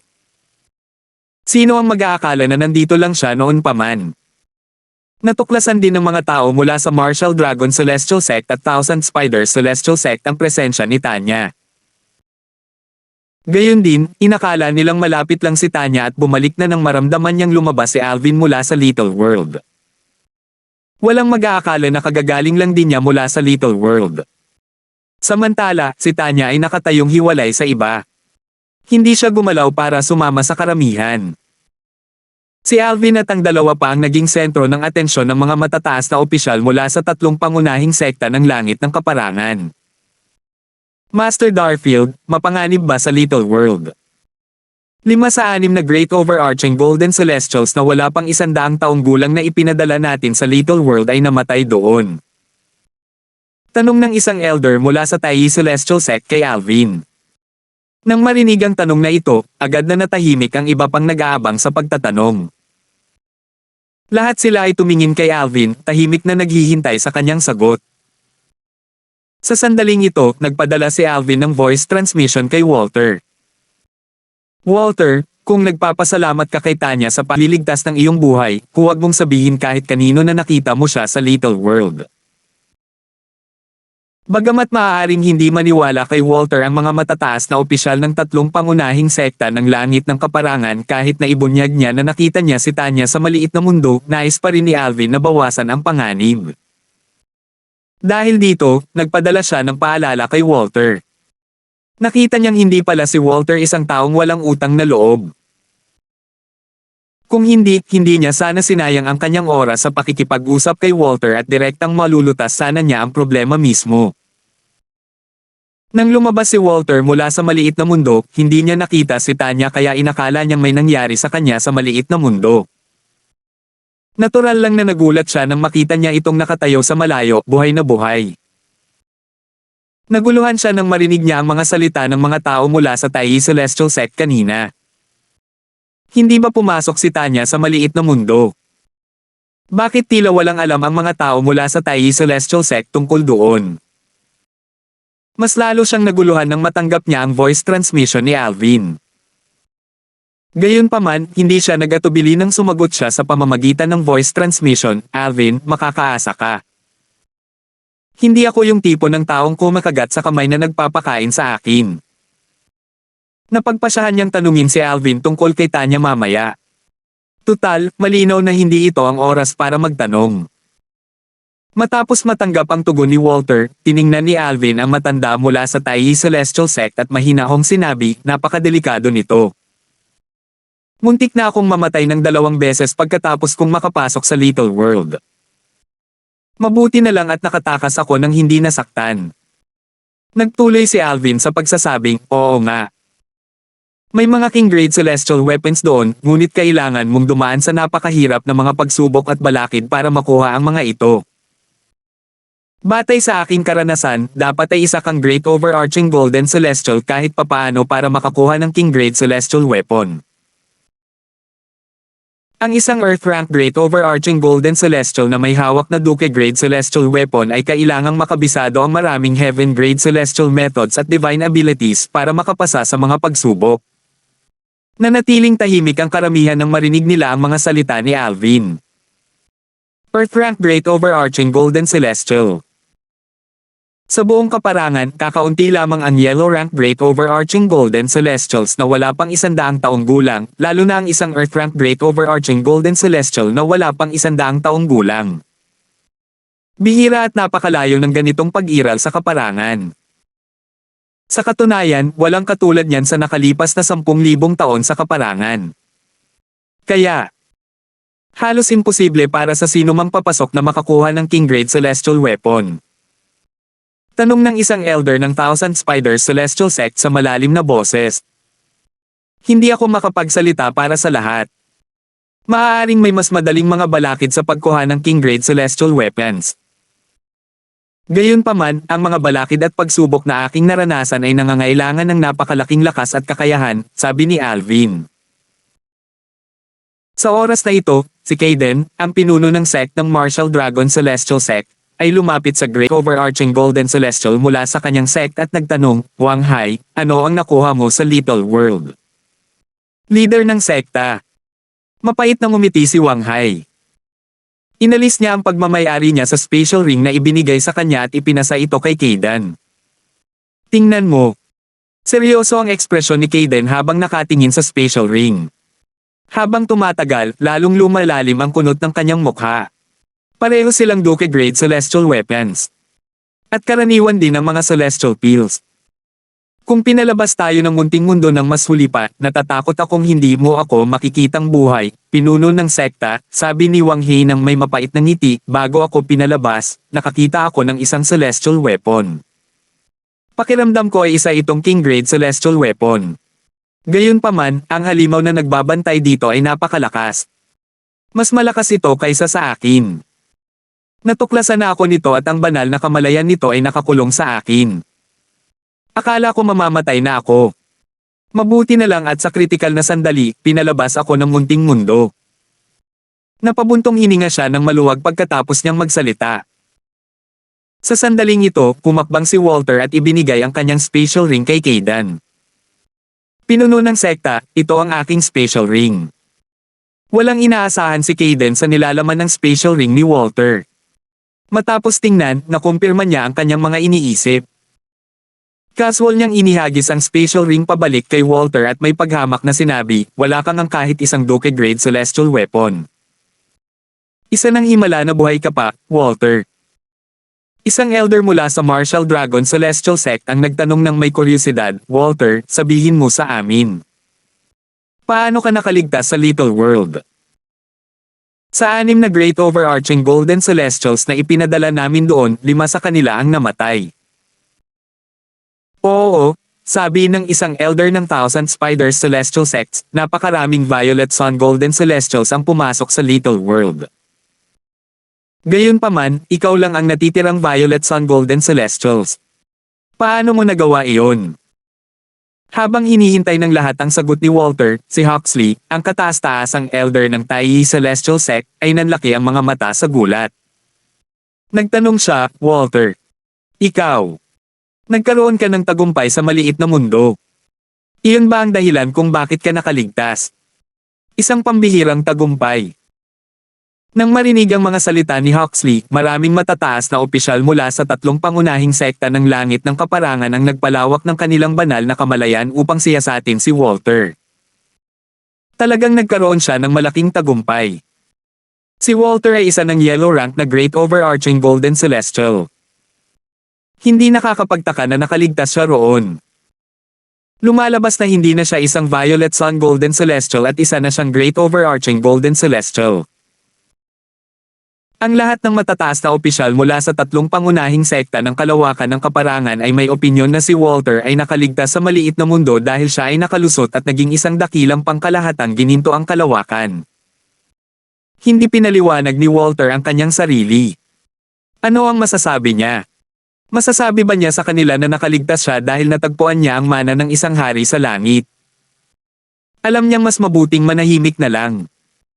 Kung magsasalita siya, makakaakit siya ng mga hindi kinakailangang tanong. Walter, nagkaroon ka nga ng malaking tagumpay at naging isang dakilang pangkalahatang gininto ang Celestial. Binabati kita. Sabi ni Kayden. Kung ikukumpara sa kanyang dating ugali, mas magalang na siya ngayon nang matuklasan niyang si Walter ay isang dakilang pangkalahatang gininto ang Celestial.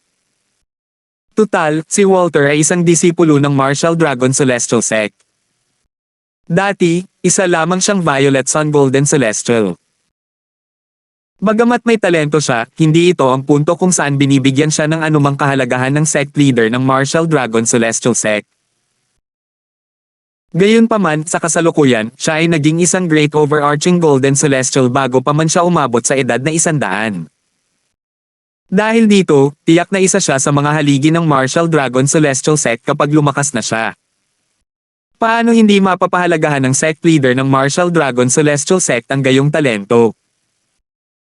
Kung alam ko lang kung gaano kadelikado ang maliit na mundong iyon, hindi ko sana sila hinayaang pumasok at isugal ang kanilang buhay. Sa huli, ang Martial Dragon Celestial Sect ang may huling hatol. Madilim ang ekspresyon ng mga matataas na opisyal ng Thousand Spiders Celestial Sect.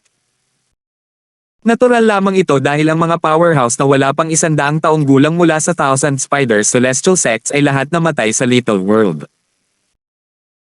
Ang Martial Dragon Celestial Sect ay mayroon pa ring 2 Great Overarching Golden Celestials na wala pang 100 taong gulang. Kung ikukumpara, ang kanilang sect ay talagang nakaranas ng malaking pagkalugi. Kapag lumakas ang 2 Great Overarching Golden Celestial sa hinaharap, tiyak na magiging banta sila sa Thousand Spiders Celestial Sect. Dakilang pangkalahatang gininto ang Celestial. Nagulat din si Alvin nang malaman niyang si Walter ay nakalusot at naging isang dakilang pangkalahatang gininto ang Celestial sa maliit na mundo. Kasabay nito, ang tanong sa kanyang isipan ay nasagot na rin sa wakas. Hindi nakakapagtaka na nagawa niyang lumabas mula sa maliit na mundo. 2,814. Pinuno ng sekta na bigurin akong makakuha ng King Grade Celestial Weapon. Nakakuha lang ako ng iba't ibang Duke Grade Celestial Weapons, Celestial Pills, at mga medicinal herbs. Hindi nagmamadali si Alvin na pumunta kay Tanya. Ngumiti siya kay Peyton, ang sect leader ng Taiyi Celestial Sect, at sinabing, gusto mo bang tingnan ang aking spatial ring o dapat ko ba itong ibigay pagbalik natin sa sekta? Umiling si Peyton at sumagot, Master Darfield, nagbibiro ka siguro. Paano ako hindi magtitiwala sa mga salita mo? Bukod pa rito, kung plano kong suriin ang iyong spatial ring, bibigyan kita ng isang walang laman na spatial ring bago ka pumasok sa Little World. Hindi niya pinagdudahan ang mga salita ni Alvin. Tutal, ang Great Overarching Golden Celestial na wala pang 100 taong gulang mula sa Martial Dragon Celestial Sect ay nabiguring makakuha ng King Grade Celestial Weapon mula sa Little World. Hindi nakakagulat na nabigurin si Alvin.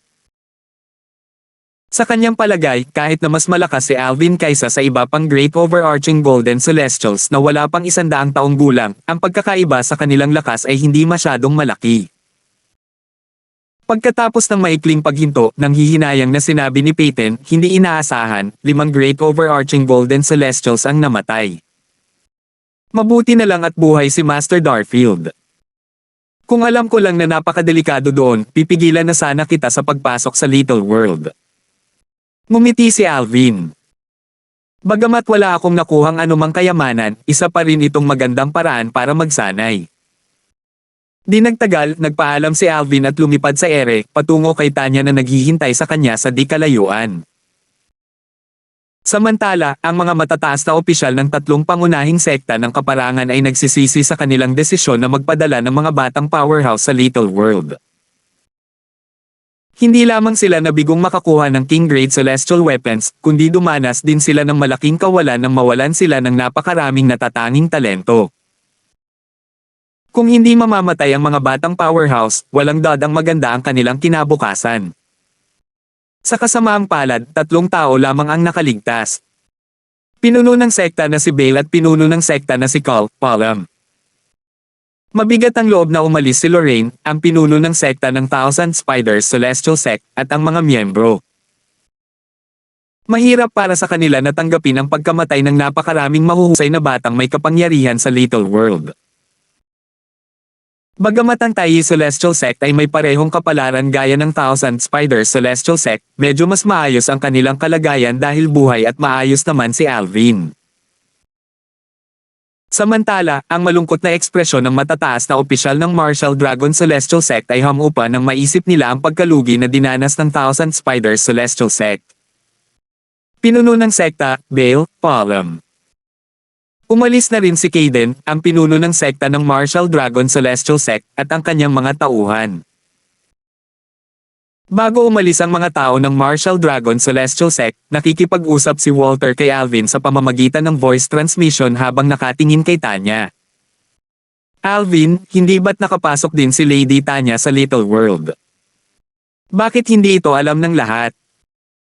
Iyon ay dahil gumamit siya ng Invisibility Talisman, tapat na sagot ni Alvin. Isang Invisibility Talisman. Isang Invisibility Talisman na nagpapahintulot sa isang tao na hindi mapansin ng mga pinuno ng sect ng 3 pangunahing celestial sects ng Wasteland.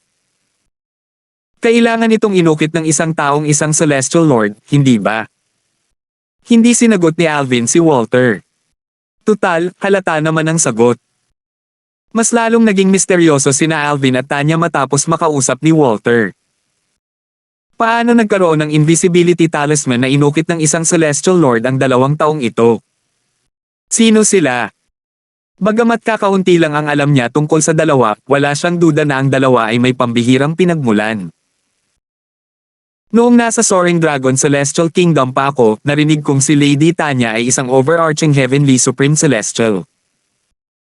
Walang kahirap-hirap pa niyang patay ang isang elder mula sa Blackwell clan na isang Earth rank na overarching Heavenly Supreme Celestial. May chismis na hindi pa siya umaabot sa edad na 100. Kalaunan, may nagsabing nag-imbestiga sa edad niya at pinabulaanan ang chismis. Hindi nakakagulat na ang Spirit Overarching Heaven ay mayroong Overarching Heavenly Supreme Celestial na wala pang 100 taong gulang. Gayunpaman, tila malabong manatili ang isang taong tulad niya sa isang maliit na lugar tulad ng Wasteland. Sa anumang kaso, dahil nakapasok siya sa Little World, tila totoo ang chismis na wala pang 100 taong gulang siya. Bukod doon, mamamatay na sana ako sa Little World kung hindi dahil sa kanila. Hindi ako magkakaroon ng pagkakataong makuha ang mana mula kay Senior G. Kailangan kong suklian ang kanilang kabaitan. Sari-saring ideya ang tumatakbo sa isipan ni Walter habang paalis siya kasama ang mga tao mula sa Martial Dragon Celestial Sect. Kung hindi nakuha ni Walter ang mana mula sa isang 5 Elements Celestial King, wala siyang kumpiyansang sabihin na gagantihan niya ang kabaitan ng dalawa. Tutal, ang lakas niya ay maliit lamang kumpara sa kanila. Walang kaalam-alam sina Alvin at Tanya na nakuha ni Walter ang mana mula sa isa sa mga tauhan ni Anika. Ang alam lang nila ay si Anika ang hari ng langit na lumikha ng maliit na mundo. Hindi rin nila alam na si Anika ay isang hari ng langit sa 10 direksyon, ang pinakamalakas sa lahat ng hari ng langit. Isang hakbang na lang ang layo ni Anika para maging isang Panginoon ng langit. Samantala, sinundan ni na Alvin at Tanya ang mga tao mula sa Taiyi Celestial Sect upang bumalik sa lupain ng sekta sa Taiyi City. Tanya, ano ang sinabi sa iyo ni Senior Anika bago siya pumanaw? Nagpadala si Alvin ng voice transmission kay Tanya habang sila ay naglalakbay pabalik. Sinabi sa akin ni Lola na sumunod sa iyo at makinig sa iyong mga salita. Gusto rin niyang ibigay ko sa iyo ang Memory Celestial Talisman para maipasa mo ito kay Brother Pemberton, sagot ni Tanya sa pamamagitan ng voice transmission. Nalungkot siya nang mabanggit si Anika. Nang maramdaman ang pagbabago sa kalooban ni Tanya, mabilis siyang inalo ni Alvin. Tanya, matagal nang pumanaw ang iyong lolo. Nang ipagkatiwala kanya sa akin, sinabi niya sa akin na masaya siyang nakilala ka bago pa man mawala ang kanyang kaluluwa.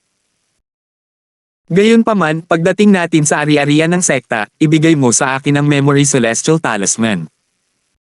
Sinubukan niyang baguhin ang usapan para magambala si Tanya. Matapos pumalma si Tanya, nawala sa kanyang isipan si Alvin.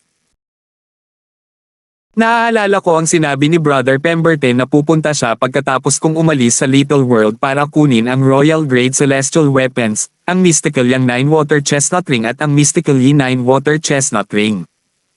Bakit hindi siya dumating? Nakaranas ba siya ng mahirap na sitwasyon sa Compassionate Celestial Traveler Sect? Ang tagal na pero hindi pa rin siya bumabalik. May nangyari ba sa kanya? Nag-alala siya. Tutal, si Brother Pemberton, o si Joseph, ay napunta sa Compassionate Celestial Traveler Sect dahil sa kanya. Hindi niya mapapatawad ang sarili niya kung may mangyari kay Joseph. Bagamat hindi niya alam kung saan nakabase ang Compassionate Celestial Traveler Sect, hindi dapat magtagal si Joseph. Tutal, si Joseph ay isang One Basic Celestial King. Bukod dito, dahil sa cultivation base ni Joseph, tila malabong may mangyari sa kanya na hindi maganda. Kaya saan napunta si Joseph? Iniisip ko kung may kinalaman ba ito sa puwersang gustong makipag-alyansa ng Compassionate Celestial Traveler Sect sa pamamagitan ng pagpapakasal kay Merong Bing. Imposible. Sinabi na ni Crystal na kasinungalingan lang ito. May iba pang dahilan. Nag-aalalang naisip ni Alvin sa sarili. Sa huli, binaliwala niya ang kanyang mga alalahanin. Kalimutan mo na. Maghintay pa tayo ng kaunti. Marahil, may dapat asikasuhin si Brother Pemberto. Sa anumang kaso, kakaunti ang mga taong maaaring magbanta kay Brother Pemberton sa kaparangan dahil isa siyang One Basic Celestial King. Maghintay muna tayo hanggang sa makabalik ako sa Taiyi City. Sino ang nakakaalam, baka hinihintay na ako ni Brother Pemberton doon. Kahit hindi iyon ang kaso, malalaman niya kung paano ako makikipag-ugnayan sa pamamagitan ng ika-13 prinsipe. Di nagtagal, napunta sa ibang bagay ang iniisip ni Alvin. Ang pinakamalaking pakinabang ko sa Little World ay hindi ang pagkuha ng King Grade Celestial Weapons, kundi ang pag-unlad sa aking cultivation base. Kung susubukan kong makalusot mula sa isang Great Overarching Golden Celestial patungo sa isang Overarching Heavenly Supreme Celestial, kahit na sa tulong ng mga pambihirang Celestial Pills at Tanya's Divine Crystal, matatagalan pa sana ako. Gayunpaman, pagkatapos kong makapasok sa Little World, matagumpay akong nakalusot. Isa na akong Overarching Heavenly Supreme Celestial. Nagningning ang kanyang mga mata na kasing liwanag ng mga bituin sa langit nang maisip niya ito. Salamat po at sinamahan ninyo ako, ingat lagi mga master.